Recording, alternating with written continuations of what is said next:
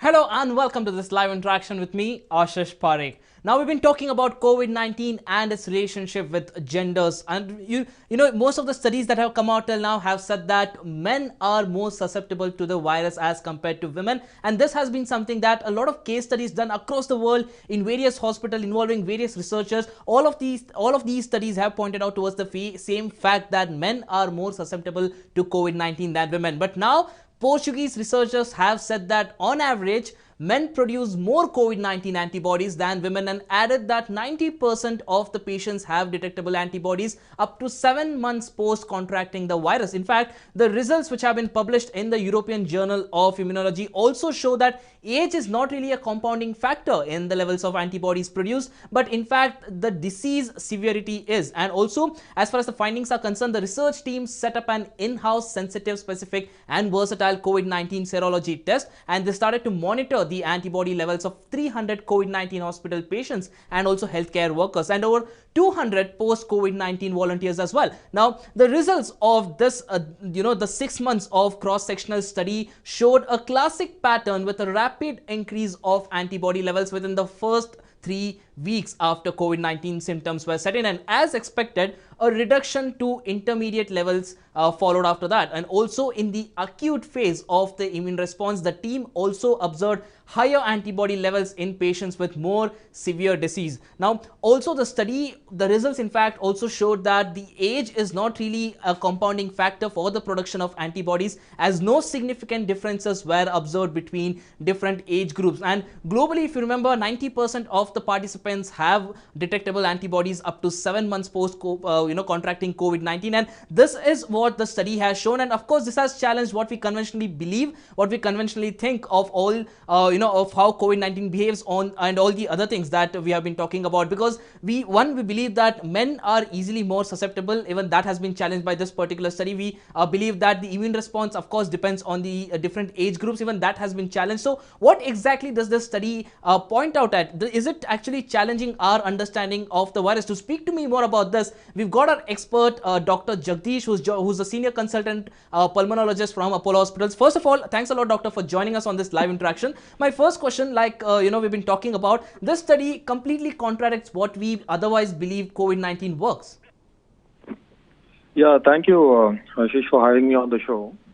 I think what we've been thinking all along is, generally, elderly people have more severe disease, and age is not a factor.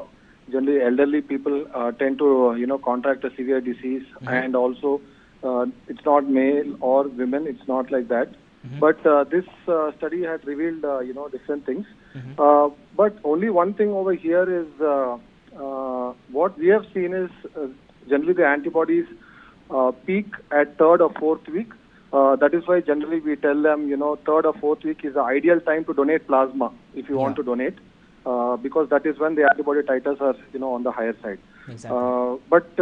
The study has also shown that, your antibodies will be there till, 8 or 9 months. But that doesn't mean, we become complacent and not use mask and not do social distancing. We still have to follow those.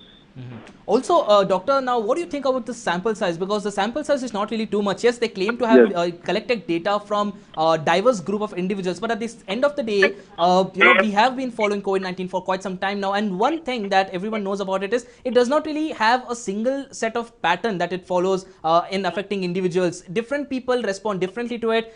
You have absolutely people with absolutely no symptoms, absolutely no comorbidities succumbing to it at the age of 25-30, and also at the end of the day, people with comorbidities even at the age of 80 recover from the virus. So no matter how diverse the group is of this particular sample size, it again the virus again reacts differently to different people. So how reliable is this particular study?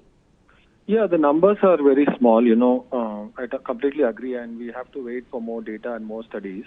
And as you rightly pointed out that, we're still not able to figure out the disease well, because as you said, it's very diverse in different group of people. We have also, recently treated a 92-year-old was completely asymptomatic, went home in, 5 days. At the same time, we lost, a young person with no comorbids at all. So it's completely unpredictable, requires more data and more studies, maybe at least, 1 more year to understand the disease fully. Okay, and also let's just assume that the particular results that are out here are absolutely correct, and it is something that we believe in. So, what exactly could be potentially the reason why men are producing more COVID-19 antibodies than women? Is there any particular reason that you believe it might be behind this? No, I don't think any specific reason as such. Again, you need bigger studies and more scientific data to tell that men produce more antibodies against the virus. But too early. I say too early because every month, guidelines change. Every month, not only in terms of treatment but protocols. Every month it changes. So every day, actually, we are learning something new about the disease. Little too early to comment on that, but definitely maybe 6 months or a year down the line, then we will have a conclusive answer of that. Absolutely.